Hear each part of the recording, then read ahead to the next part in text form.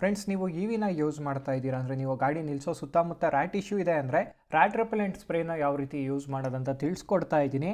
ನಾನಿವತ್ತು 3M ಇಂದು rat repellent ಸ್ಪ್ರೇನ ತೊಗೊಂಡಿದ್ದೀನಿ. ನಿಮಗೆ ಟಾಮ್ ಕ್ಯಾಟಿಂದ ಆಪ್ಷನ್ ಸಿಗುತ್ತೆ, ಅದು ಚೆನ್ನಾಗಿರುತ್ತೆ. ನೀವು ನಿಮ್ಮ ಇವಿಲಿ ಈ ಥರ ವೈರ್ಸ್ ಎಲ್ಲ ಬಂದಿರುತ್ತಲ್ಲ, ವೈರ್ಸ್ ಮೇಲೆ ರ್ಯಾಟ್ ರೆಪಲೆಂಟ್ನ ಸ್ಪ್ರೇ ಮಾಡಬೇಕಾಗತ್ತೆ, ರ್ಯಾಟ್ ಬೈಟ್ ಮಾಡದೇ ಇರಲಿ ಅಂತ. ಸ್ಪ್ರೇ ಮಾಡೋದಕ್ಕಿಂತ ಮುಂಚೆ ನಿಮ್ಮ ಸೇಫ್ಟಿಗೆ ಮಾಸ್ಕ್ನ ಯೂಸ್ ಮಾಡಿ. ಈಗ ರೆಪಲೆಂಟ್ನ ಈ ಥರ ಶೇಕ್ ಮಾಡಿ ಗಾಡೀಲಿ ಎಲ್ಲೆಲ್ಲಿ ರ್ಯಾಟ್ ಹೋಗೋ ಥರ ಎಂಟ್ರಿ ಪಾಯಿಂಟ್ ಇರುತ್ತಲ್ಲ ಅದಕ್ಕೆಲ್ಲ ಸ್ಪ್ರೇ ಮಾಡಬೇಕಾಗತ್ತೆ. ವೈರ್ಗೆಲ್ಲನೂ ನೋಡಿ ಸ್ಲೋಗೆ ಸ್ಪ್ರೇ ಮಾಡ್ತಾ ಇದ್ದೀನಿ, ಆದಷ್ಟು ಕೇರ್ಫುಲ್ಲಾಗಿ ಮಾಡಬೇಕಾಗತ್ತೆ. ಪೇಂಟ್ ಮೇಲೆಲ್ಲ ಬಿದ್ದರೆ ಗಾಡಿದು ಪೇಂಟ್ ಡ್ಯಾಮೇಜ್ ಆಗೋ ಚಾನ್ಸಸ್ ಇರುತ್ತೆ, ಆದಷ್ಟು ಕೇರ್ಫುಲ್ಲಾಗಿ ಸ್ಲೋಗೆ ಸ್ಪ್ರೇ ಮಾಡಬೇಕಾಗತ್ತೆ. ವೈರ್ ಮೇಲೆಲ್ಲನೂ ನೋಡಿ ಒಳಗಡೆ ಎಲ್ಲ ಸ್ಪ್ರೇ ಆಗಿದೆ, ಈ ಥರ ನೀವು ಸ್ಪ್ರೇ ಮಾಡಬೇಕಾಗತ್ತೆ. ಈ ಸೈಡಿಂದನೂ ಎಂಟ್ರಿ ಆಗೋ ಚಾನ್ಸಸ್ ಇರುತ್ತೆ. ಸೊ ಈ ಥರ ನೀವು ಇವಿ ಬೈಕ್ ಅವ್ರ ಕಾರಲ್ಲಿ ಈ ಥರ ಸ್ಪ್ರೇ ಮಾಡೋದ್ರಿಂದ ರ್ಯಾಟ್ ಬೈಟ್ ಇಶ್ಯೂಯಿಂದ ಬಚಾವಾಗ್ಬೋದು. ಇದನ್ನು every 2 or 3 months once repeat ಮಾಡಿ.